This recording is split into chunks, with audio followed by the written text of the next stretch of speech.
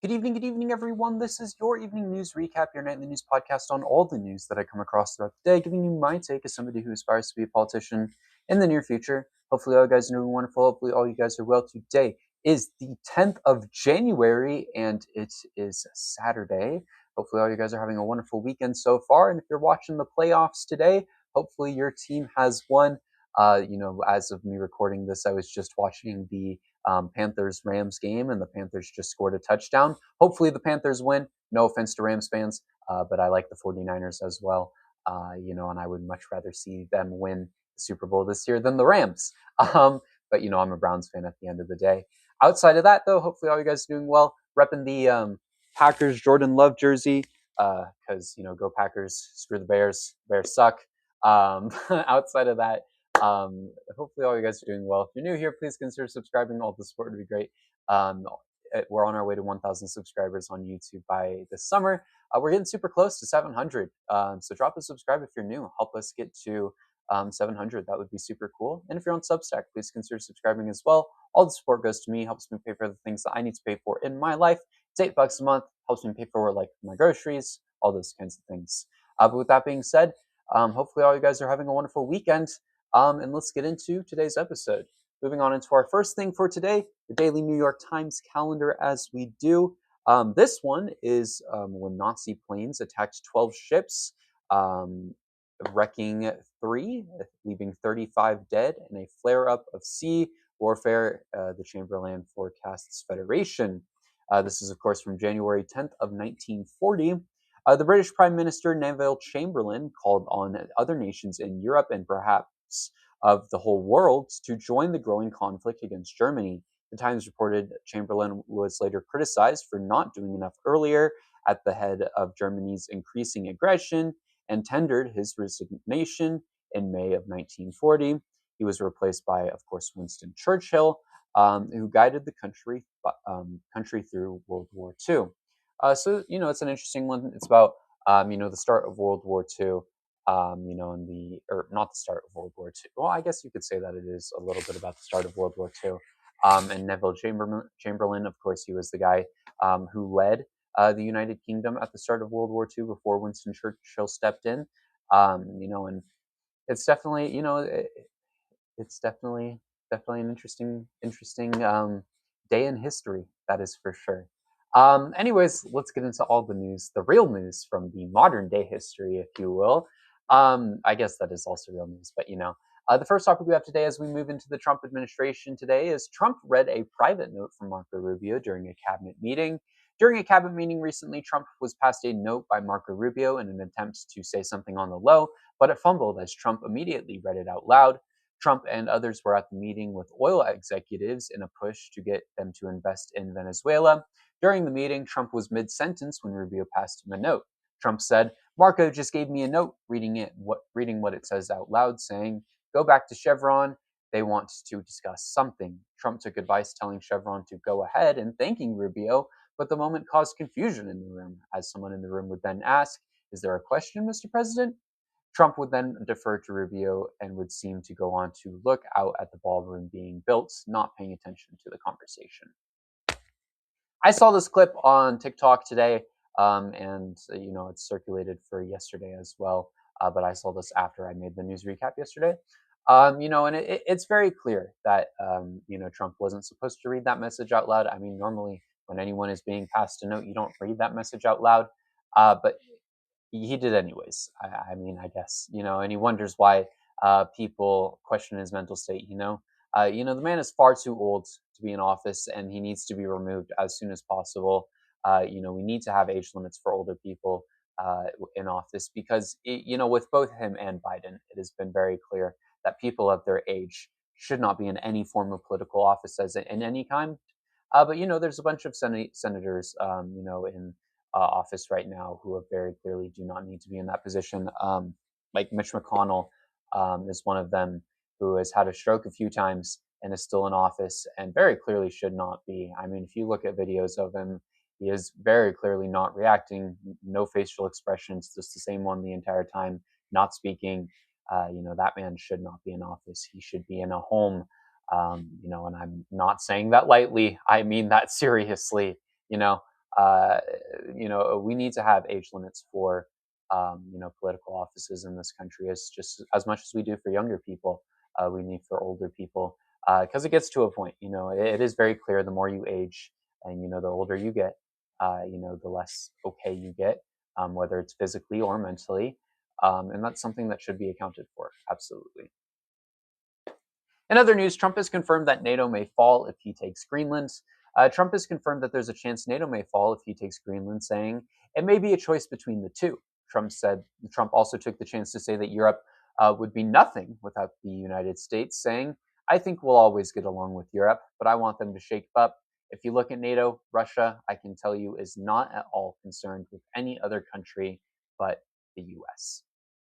We don't want NATO to end at all, for the sake of our country's influence, for the sake of strategic dominance over Europe. We don't want that. I can tell you that as somebody who is very intapped to global conflict, to global politics, to the history of NATO as a whole. If the United States were to take a step out of NATO, we would never see the level of dominance over our allies. We would never see, the level of say we have all over our allies again. If we leave NATO, think about the control that we have over the world. That's gone. I hate to break it to you all, but NATO plays a very strategic role in the amount of dominance that the United States has over not just Europe but the rest of the world. And a removal of NATO as a whole would not be beneficial for United States success or control. Uh, Not just that, but also for him to say that Europe needs the United States is absolutely wild. Europe has some of the strongest and quickest developing militaries throughout the world. Countries like the United Kingdom, France, Germany, Italy, and Poland. I mean, in the top 20 of countries for the world power rankings, Europe holds 6. In the top 5, they hold 2, which is absolutely crazy. And these are countries that are actually actively working together. I promise you without a doubt that Europe would be fine without the United States. In fact, I'm sure that Europe could be, honestly, almost more successful, without the United States. Europe was fine without the United States, very successful without the United States before it existed. And just as China will be, it'll exist and be very successful, without the United States for years to come. Anyways, talking about ICE, a Philadelphia sheriff has called out ICE, saying, "You don't want the smoke." Philadelphia Sheriff Rochelle Bylaw sent a warning to ICE, vowing to prosecute any of them committing crimes in the city. Bylaw said in a press conference, if any of them want to come in to the city and commit a crime, you will not be able to hide. Nobody will whisk you off. You don't want the smoke because we will bring it to you. Philadelphia has vowed to detain any ICE agents who provoke illegal action or endanger the public. Bylaw said, the criminal in the White House will not be able to keep you from going to jail. I hope more cities take action like this and take this approach, because ICE needs to go. It is a terrorist organization that should have been shut down ages ago.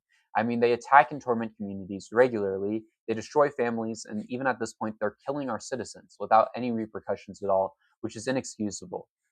Fuck ICE. They need to be shut down. Nobody should have to deal with what ICE does on a day-to-day basis. It's absolutely insane. You know who should have to deal with what ICE does on a day-to-day basis? The ICE officers who are doing that to other people, because they are disgusting individuals. If you support ICE, you are a disgusting individual as well. Anyways, moving on into our other news segment for today. The U.S. Department of Agriculture has frozen all funds to Minnesota. The U.S. Department of Agriculture has suspended all federal financial awards to Minnesota due to fraud impacting things like food stamps, food assistance programs, and much, much more. In a post on Twitter, USDA Secretary Brooke Rollins wrote, "Enough is enough. The Trump administration has uncovered massive fraud in Minnesota and Minneapolis. Billions siphoned off by fraudsters, and those in charge have zero plan to fix it. Today, USDA is suspending federal financial awards to Minnesota and Minneapolis, effective immediately until sufficient proof has been provided that the fraud has stopped. No more handouts to thieves. Time to drain the Minnesota swamp and put American taxpayers first." This does not put American taxpayers first. It puts them at risk. This puts things like food stamps, grants, loans, public services, disaster reliefs, and so many more public programs without funding, which is not okay. In fact, Those are things essential to protecting Americans, protecting taxpayers, and protecting communities. I mean, it is absolutely horrific that no arrests have been made, and they still continue to claim that there is fraud going on. They still continue to do things like this. If there is fraud going on, where are the arrests being made? Why is nothing happening? You know, one conservative content creator went out there and made a bunch of videos. Everyone freaked out, but nothing has happened about it. Nothing has been done. They claim that there's an investigation. They claim that, there's this massive investigation going into all the fraud. They're figuring all these things out. But nobody's been arrested. Nobody's been impacted. None of these facilities have been shut down. Minnesota has just had funding pulled from it. That's insane.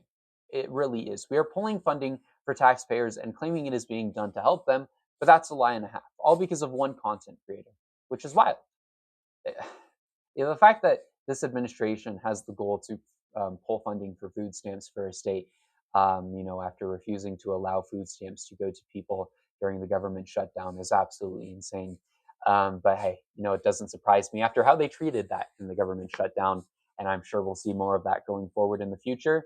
But it is absolutely disgusting. They never cared about people, and I'm sure this is just a chance to go after the radical left because that's what they love to do. That's the biggest problem in this country, isn't it? Anyways, moving on to our next topic for tonight. More than 1,000 anti-ICE protests have broken out in the United States. More than 1,000 protesters have broken out across the country, or protests, have broken out across the country due to the murder of Renee Nicole Good in Minneapolis. A coalition of nonprofits set up the events as an ICE Out for Good weekend of action. Protests are planned for Washington, D.C., Los Angeles, Chicago, and hundreds of other towns throughout the country. As expected, these protests will get bigger and better and expand throughout the country, which is absolutely great. A citizen was killed by ICE, and rather than taking a step back, this administration doubled down, supporting ICE, saying that this woman, weaponized her vehicle against ICE, which is not the case in any form at all. I mean, if you look at videos, she was actively trying to de-escalate the situation with these ICE officers, yet they shot her anyways. ICE needs to go. They've been a problem for months now, and we shouldn't let them continue. They are a terrorist organization being propped up by a fascist leadership that needs to be shut down, just as this administration needs to go. Anyways, moving on into our final topic for tonight, a mass shooting has left 6 dead in Mississippi. Authorities have charged a 24-year-old man with the murder of 6, including a child, following a series of shootings in Mississippi. Clay County Sheriff Eddie Scott said the victims were 4 family members and 2 other adults. Shootings took place at 3 separate locations, the youngest being the suspect's cousin. The suspect has been identified as Daraka M. Moore and faces charges of a first-degree murder, and that could be upgraded to capital murder charges. He may even face more charges on top of that. The shootings took place in Cedar Bluff, Mississippi. This is absolutely horrific news, and my full condolences go to everyone impacted. It seems like this was done to people who, are connected, which is absolutely horrible. These small town communities tend to be pretty connected, and I don't believe any motives are known, for this yet. But if anything big comes out of it, I will keep you guys updated as always. But I have a feeling this could be a big case. Quite a few people were killed. 3 separate shootings took place. And it seems like in one way or another, they might be connected. But with that being said, thank you everyone for watching this episode. I hope you all enjoyed. Don't forget to like it. Don't forget to drop a subscribe if you are new. We're trying to reach 1,000 subscribers on YouTube by this summer. And drop 7 comments or 7, not 7 comments, 7 words for the algorithm in a comment. Tell me what you thought about the news today. Tell me whatever else you thought about it. If you're on Substack, please consider subscribing as well. It's $8 a month. All funds go to me. Helps me pay for the things that I need to get in my life, like my groceries, like my clothing. Helps me pay for my bills and all of that. But with that being said, thank you everyone for watching today's episode. We're out here building a political platform. So if you're interested in supporting someone who believes in a country that actually helps its people, providing things like it supports people, like free healthcare, like a better immigration system, like a better education system, and so many more necessary things for this country that we really do need, drop a subscribe, because that's my goal when I make it into politics. Bray 2030, don't forget it. But with that being said, thank you all so much for watching today's episode. Go Packers! We're going to see them beat the Bears tonight. Hopefully the Panthers are winning as well. I haven't checked yet. And with that being said, I will see you all in tomorrow's episode.